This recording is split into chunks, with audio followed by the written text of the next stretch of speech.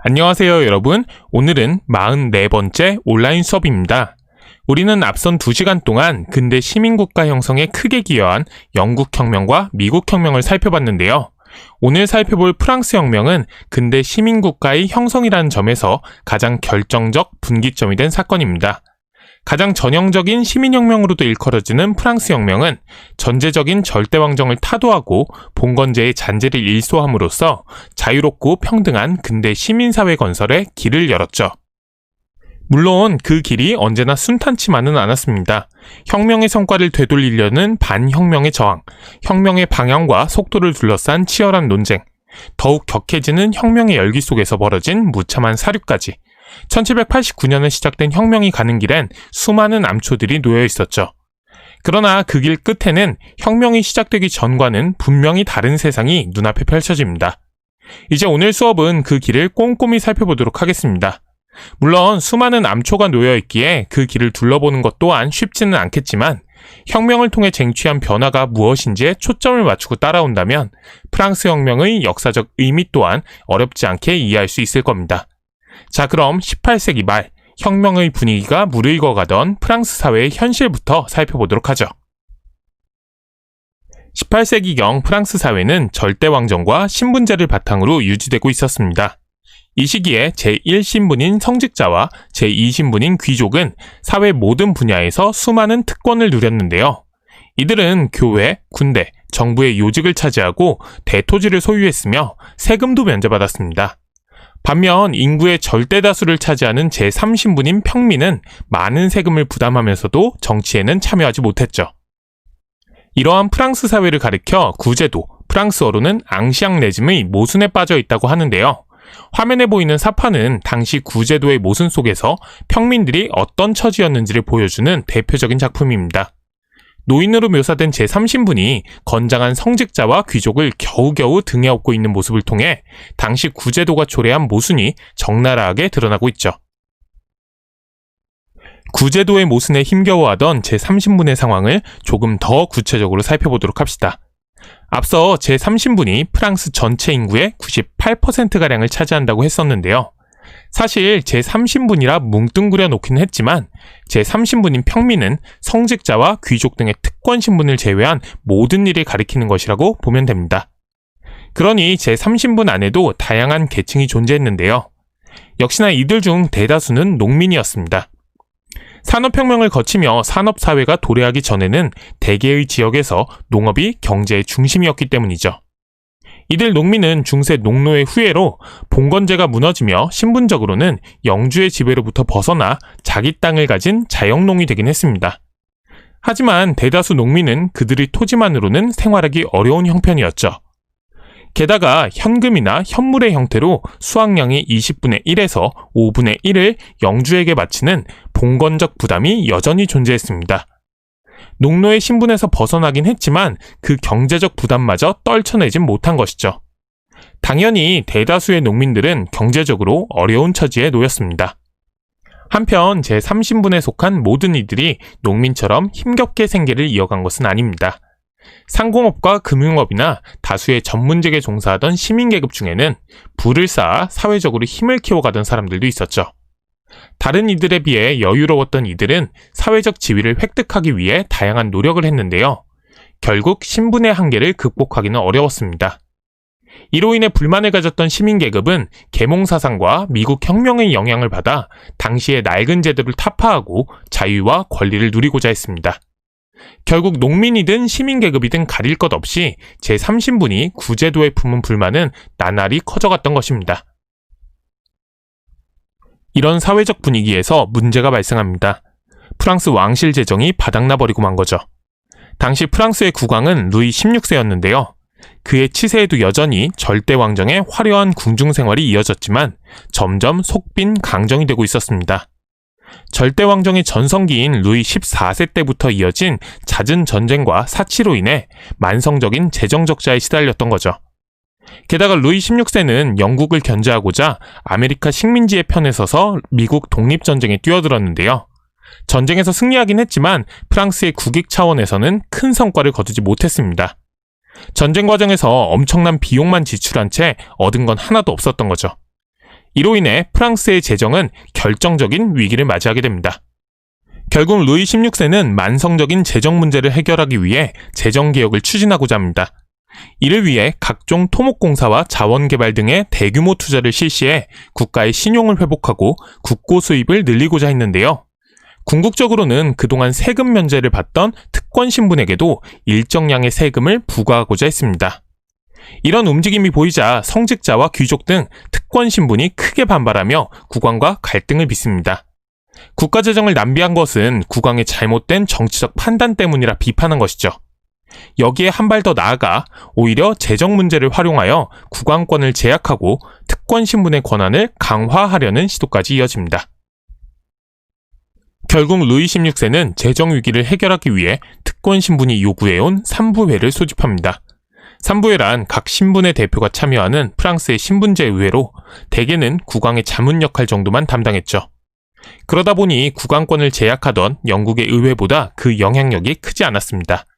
그런데 프랑스에서는 1614년 이래 이마저도 단 한 번도 소집되고 있지 않았죠. 그런 3부회가 170여 년 만에 소집된 것으로 이를 통해 루이 16세는 특권 신분으로부터 과세를 양보받고자 했습니다. 한편 특권 신분은 이번 기회를 통해 전제적인 왕권 행사의 문제점을 지적하며 이를 통해 과거에 상실했던 정치 권력을 회복하고자 했죠. 이렇듯 3부의 소집이 공식화된 시점에서 가장 중요한 문제는 과세를 둘러싼 국왕과 특권 신분 간의 갈등이었습니다. 그런데 3부의 소집을 위한 각 신분의 대표를 선출하는 과정에서 제3신분의 사회적 불만이 분출합니다. 제3신분의 대표를 선출하는 과정은 대개 2단계 내지 3단계의 간접선거였는데요. 각 단계마다 선거 구민의 요구사항을 담은 진정서가 작성되었고 이 과정을 통해 구제도의 모순이 적나라하게 드러난 것입니다. 결국 몇 단계의 선거 과정을 거쳐 뽑힌 제3신분의 대표들에겐 당시 평민들이 겪던 차별의 모순이 응집됩니다. 이런 그들에게 3부회란 프랑스 사회의 구조적 모순을 폭로하고 이를 개선하도록 촉구하는 기회의 장으로 여겨졌죠. 이렇듯 3부회가 소집된 후 정치적 논쟁의 초점이 바뀌게 됩니다. 구제도의 문제점을 비판하는 제3신분의 대표와 특권신분의 대표 간의 갈등이 터져나온 거죠. 특히 이 갈등은 투표의 표결 방식을 둘러싼 논쟁을 쟁점으로 치열하게 벌어지는데요. 제3신분 대표들이 기존의 신분별 투표, 즉 신분별로 결정을 내린 후 한 표씩을 행사하는 방법 대신 대표 한 사람 한 사람이 한 표씩을 행사하는 머릿수 투표를 실시할 것을 요구한 것입니다.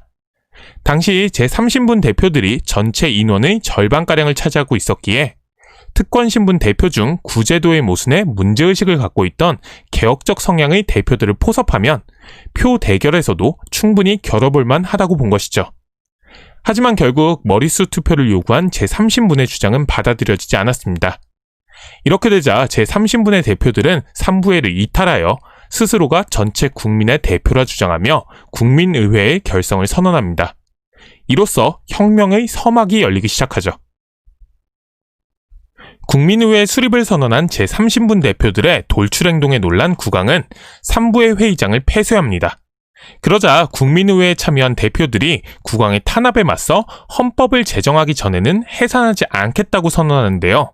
이를 테니스 코트의 서약이라 합니다. 예상치 못한 국민의회의 기세에 눌린 국왕은 어쩔 수 없이 이들의 움직임을 용인합니다. 하지만 곧이어 군대를 동원해 국민의회를 해산하고자 시도하는데요. 이에 국경을 수비하고 있던 군대가 베르사유와 파리 일대로 진격하면서 긴장감이 고조됩니다. 이 소식은 얼마 지나지 않아 파리 전역으로 퍼졌는데요. 파리의 대다수 사람들이 이 조치에 분노했죠. 결국 파리 시민들이 전제 정치에 맞선 봉기를 일으키며 당시 절대 왕정의 상징이었던 바스티유 감옥을 점령합니다. 국왕이 동원한 군대의 무력 앞에 풍전등화의 위기에 놓였던 국민의회를 민중들 스스로 지키기 위해 나선 것이죠. 이후 민중의 저항은 지방도시와 농촌 등 전국으로 퍼져나갑니다.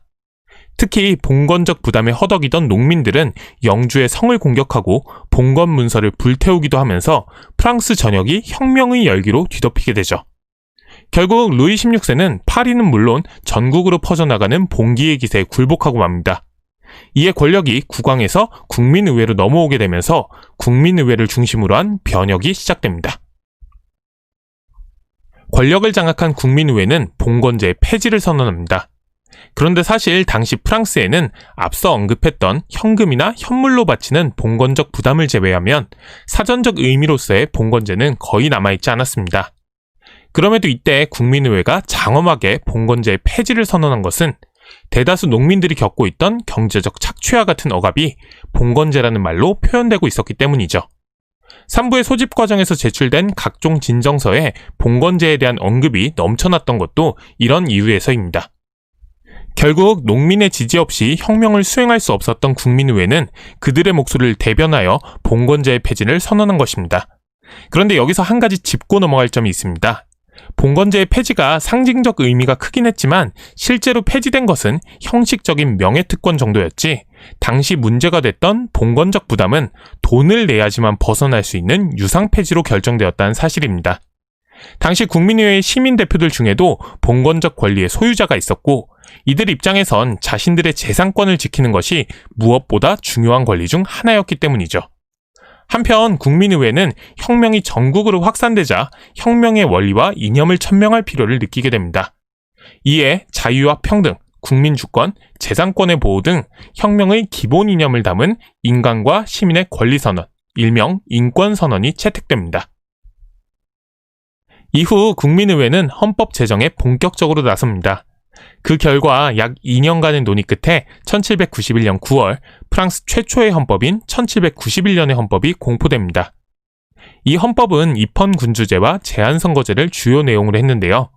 이 중에서 제한선거제는 재산을 갖고 일정 이상의 직접세를 내는 성인 남자에게만 참정권을 부여했습니다.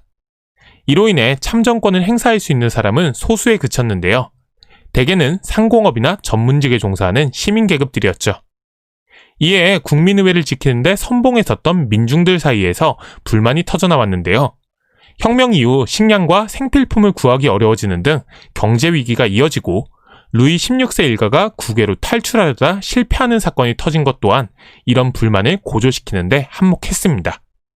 여하튼 이런 혼란 속에서도 헌법에 정해진 바에 따라 선거가 실시되어 새롭게 입법의회가 수립됩니다. 프랑스에서 터져나온 혁명의 분위기는 곧이어 전 유럽으로 퍼져나갑니다. 절대왕정 체제를 강고히 유지하고 있던 주변국에서는 이런 분위기를 용납할 수 없었죠. 특히 오스트리아와 프로이센이 프랑스 혁명으로 인한 변화에 민감하게 반응하며 군사적 압력을 행사했는데요. 이와 더불어 혁명을 피해 국외로 망명한 귀족들의 저항이 날이 갈수록 심해지면서 국내에서는 반혁명의 음모가 이어졌습니다. 결국 입법의회는 국내의 반혁명 음모와 주변 절대왕정의 위협에 맞서기 위해 오스트리아에 선전포고를 하고 혁명전쟁을 시작하게 됩니다. 그러나 혁명전쟁 초기 전황은 프랑스에게 크게 불리했습니다. 전투에서 연전 연패했을 뿐만 아니라 절대왕정을 옹호하는 왕당파의 정보 유출과 대부분 귀족 출신인 장교들의 태업으로 인해 군 조직 자체가 붕괴 일보 직전까지 몰린 겁니다. 게다가 전쟁으로 인해 물가가 상승하고 식량 부족 문제가 심각해지면서 국내 정세마저 더욱 혼란해집니다. 결국 입법의회는 조국이 위기에 처해 있다고 선전하며 의용군의 조직을 호소했고 전국 각지에서 이에 호응하여 수많은 민중들이 파리로 몰려들게 됩니다. 참고로 이 시기 의용군 사이에서 유행한 노래가 바로 라 마르세이지입니다. 가사를 보면 좀 섬뜩하긴 한데요. 그만큼 당시의 혁명적 분위기가 잘 녹아있는 곡으로 현재는 프랑스의 국가로 사용되고 있습니다. 여하튼 또다시 파리를 비롯한 프랑스 전역이 혁명의 열기로 들끓게 됩니다. 마침 이때 국왕과 보수적 귀족 세력이 적국과 내통한다는 소문이 퍼집니다. 이미 예전에 루이 16세는 국외로 도망치려다 실패한 전력이 있어 민중의 신망을 잃은 상태였는데요. 그렇지 않아도 전세가 좋지 않은 상황에서 이런 소문이 퍼지자 쌍큘로트라 불린 파리 민중의 분노가 국왕을 향해 폭발합니다. 과격해진 쌍큘로트가 국왕의 퇴위를 주장하며 왕궁을 습격한 거죠. 이 결과 입법의회는 왕권을 정지시키고 왕족을 감금하는 한편 새로운 헌법을 제정하기 위한 국민공회의 소집을 결정합니다. 이로써 부유한 시민계층의 지배가 무너지고 수공업자와 소상점주와 같은 소시민층을 중심으로 한 쌍큘로트, 즉 혁명적 민중의 시기가 도래하게 됩니다. 새롭게 들어선 국민공회는 공화정을 선포하고 과격파인 자코뱅파의 주도로 루이 16세를 처형합니다. 당시 루이 16세의 처리 문제를 둘러싸고 국민공회 내부에서도 논쟁이 치열하게 벌어졌는데요. 온건한 주장을 한 지롱드파가 루이 16세의 처형에 반대한 반면 급진적 목소리를 대변한 자코뱅파는 확고한 혁명의 완수와 공화국 체제의 완비를 위해서는 루이 16세를 처형해야 한다고 주장했습니다. 결국 자코뱅파는 당시 과격해진 상킬로트의 민심을 등에 업고 지롱드파를 몰아붙여 결국 의회에서 벌어진 투표 끝에 승리하게 되죠. 이때 나온 유명한 말이 바로 국왕이 무죄라면 혁명이 유죄가 된다입니다. 한편 루이 16세의 처형은 전 유럽의 왕실에 충격을 안깁니다. 도무지 용납할 수 없는 사건이 벌어진 거죠. 그 결과 영국을 비롯한 유럽 대부분의 국가들이 프랑스에 대항하는 동맹을 맺었고 프랑스 또한 영국에 선전포고를 하며 유럽의 대부분의 국가와 교전 상태에 들어가게 됩니다. 한편 국내에서는 물가가 급등하는 동시에 생필품을 구하는 일이 어려워지는 등 극심한 경제난이 이어졌습니다. 또한 국민공회는 전쟁을 치르기 위해 지방 농민들을 대상으로 징집을 결정했는데요. 이에 반발하여 농민 반란이 일어나기도 했습니다. 이렇듯 이 시기 프랑스는 혁명의 소용돌이 속에서 국내외 할 것 없이 문제가 터지며 벼랑 끝으로 몰리고 있는 상황이었죠. 이때 국민공회는 급진파인 자코뱅파와 온건파인 지롱드파로 나뉘어 팽팽하게 맞서고 있었습니다. 자코뱅파는 중소시민과 농민계층의 이익을 대변하며 생존권의 확보를 주장했고 현실 위기를 해결하기 위해 통제경제와 강력한 중앙집권을 추진하고자 했습니다. 반면 지롱드파는 상공업에 종사하는 부유한 시민을 대변하며 의회 중심의 정치 운영과 경제적 자유주의를 표방하는 세력이었죠. 이런 상황에서 물가고와 식량 부족에 시달리던 파리의 민중들이 자코뱅파의 사주를 받아 1793년 5월 말에 국민공회를 습격하는 사건이 벌어집니다. 곧이어 자코뱅파의 급진적 개혁과 독단적 정치 운영에 반대하던 지롱드파의 지도자들이 숙청되면서 이른바 자코뱅 독재가 시작되죠. 자코뱅파가 장악한 국민공회는 기존의 헌법을 폐기하고 1793년의 헌법을 제정하는데요. 이 헌법은 공화제와 함께 재산 보유 정도에 상관없이 모든 성인 남성에게 선거권을 부여하는 보통선거제를 기초로 했으며 노동권과 생존권, 그리고 실업자와 병약자에 대한 공공지원을 규정하는 등 당시로선 상당히 파격적인 내용을 담고 있었습니다. 하지만 국내외 정세가 워낙 혼란스럽다 보니 1793년의 헌법은 전쟁이 끝날 때까지 그 시행이 미뤄졌죠. 자코뱅파가 장악한 국민공회는 다양한 과제를 떠안고 있었습니다. 급격한 물가 상승과 식량 부족으로 인한 경제적 어려움을 해결하고 자신들의 지지 기반인 민중의 불만을 잠재워 사회를 안정시켜야 했죠. 또한 대프랑스 동맹에 맞서 혁명전쟁을 승리로 이끌고 국내의 반혁명 세력을 제압하는 것도 시급히 해결해야 할 과제였습니다. 이를 위해 국민공회는 급진적 개혁을 추진하는데요. 우선 앞서 국민의회식이 유상이란 조건이 붙은 채 폐지되어 농민들의 큰 불만을 샀던 봉건적 공납을 무상으로 폐지했습니다. 이로써 농민층을 자신들의 든든한 지지 기반으로 만들고자 했죠. 또한 통제경제책의 일환으로 최고가격제를 시행해 치솟는 물가와 임금을 통제하고자 했습니다. 이어 국민 총동원령으로 18세부터 25세까지의 독신 남자의 전면적인 징집을 결정했고 의무 교육의 실시를 결정하기도 했습니다. 한편 1793년 가을에서 1794년 여름까지 국민공회에서 지롱드파 등 반대파가 제거되고 자코뱅 독재가 펼쳐졌던 시기를 공포정치라 부르는데요. 이 시기 로베스피에르는 국민공회 내에 설치된 공안위원회를 장악하고 스스로 혁명정부임을 선언합니다. 그리고 왕비 마리 앙뚜아네트를 비롯한 반혁명 분자와 지롱드파 의원에 대한 대대적인 처형을 감행하죠. 특히 반혁명 음모를 심판하기 위해 설치된 혁명재판소는 재판 과정에서 변론이 금지되는 등 그 절차가 극도로 간소해지는데요. 이를 통해 반혁명 세력뿐만 아니라 로베스피에르의 수많은 정적들 또한 사형 판결을 받고 단두대형에 처해지게 됩니다. 이러한 공포정치에 힘입어 1793년 말에는 반란이 진압되었고 프랑스군은 프로이센, 오스트리아, 에스파냐군을 격퇴합니다. 하지만 국내에선 정쟁이 계속되었습니다.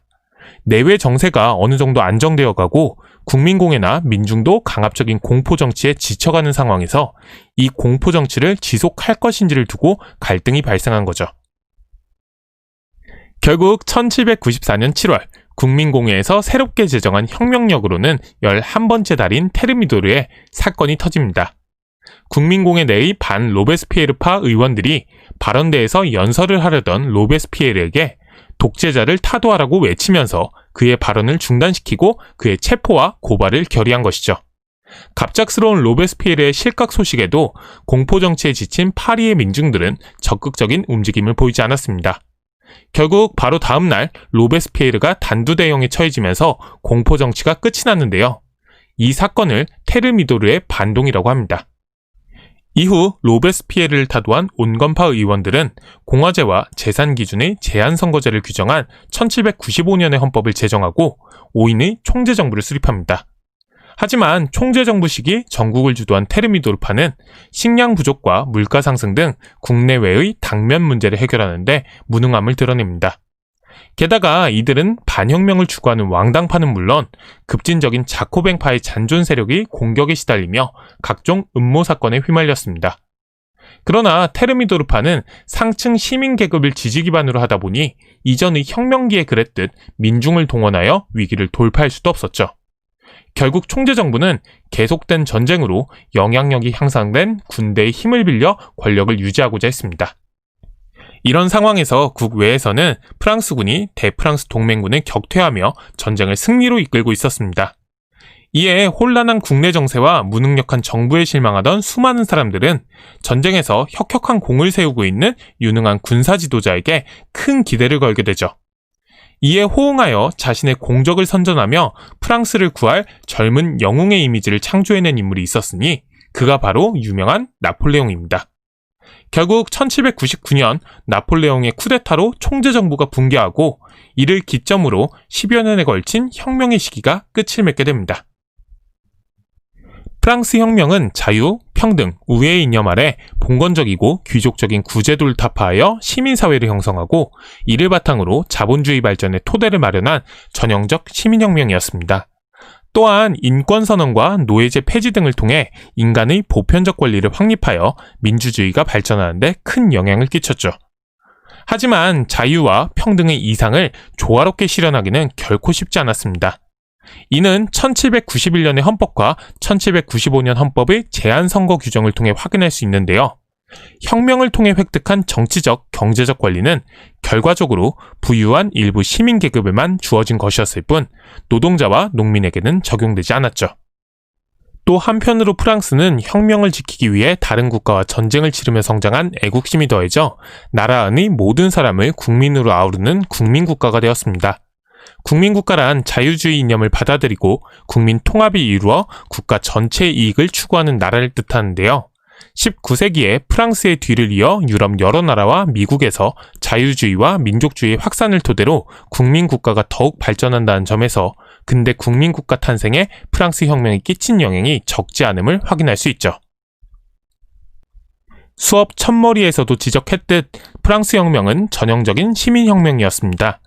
정치적으로는 전제적인 절대왕정을 타도하고 시민계급이 권력을 장악하게 되었으며 경제적으로는 봉건적 잔재를 제거함으로써 자본주의의 순조로운 발전을 가능케 했죠. 사회적으로는 앙시앙 레짐이 신분제적이고 법적인 불평등과 특권을 타파하고 귀족계급에 대한 시민계급의 승리를 쟁취하며 자유롭고 평등한 근대 시민사회의 발전을 이루어냈습니다. 또한 사상적으로는 종교적이고 구습에 젖은 낡은 사고방식에 대한 계몽사상의 전면적인 승리를 의미했는데요. 이는 곧 자유, 평등, 우애라는 프랑스 혁명의 이념으로 표현되며 이 이념은 이후 유럽을 넘어 전 세계에 영향을 주었습니다. 물론 이 과정에서 해결되지 않은 채 남은 과제도 존재합니다. 혁명의 이상은 모두가 자유롭고 평등한 입장에서 우애로서 결합하고자 했지만 이성과 현실은 언제나 괴리가 있었고 그만큼 현실은 녹록지 않았습니다. 모든 이가 자유롭기 위해서는 평등이 없어서는 안 되었는데요. 처음에 평등은 법적인 권리의 평등을 의미했지만 점차 나아가서 사회적이고 경제적인 평등까지 포함하게 됩니다. 이에 결국 혁명이 과격해지고 민중이 혁명에 적극적으로 참여하면서 더 평등한 사회를 건설하고자 하는 움직임이 불을 뿜었지만 이는 결국 독재를 수반하며 좌절했습니다. 자유를 상실하지 않고 어떻게 더 평등한 사회를 만들 수 있느냐는 과제가 후대에 던져진 거죠. 듣기만 해도 말문이 막히는 어려운 과제죠. 그러나 돌이켜보면 프랑스 혁명 이전에는 아예 상상해보지도 못할 과제입니다. 그만큼 프랑스 혁명이 초래한 변화의 폭이 컸다는 건데요. 이 변화는 프랑스에만 머물지 않고 국경을 넘어 유럽으로 확산되며 마침내는 전 세계로 퍼집니다. 이는 프랑스 혁명 그 자체의 힘 덕분이겠지만 수업 말미에 등장한 어떤 인물도 큰 역할을 했습니다. 바로 다음 시간 수업의 주인공인 보나파르트 나폴레옹인데요. 프랑스군을 이끌고 전 유럽을 호령한 나폴레옹이 과연 어떤 역할을 했는지는 다음 시간에 구체적으로 살펴보도록 합시다. 자, 그럼 긴 수업 듣느라 고생했고 오늘 수업은 여기까지입니다.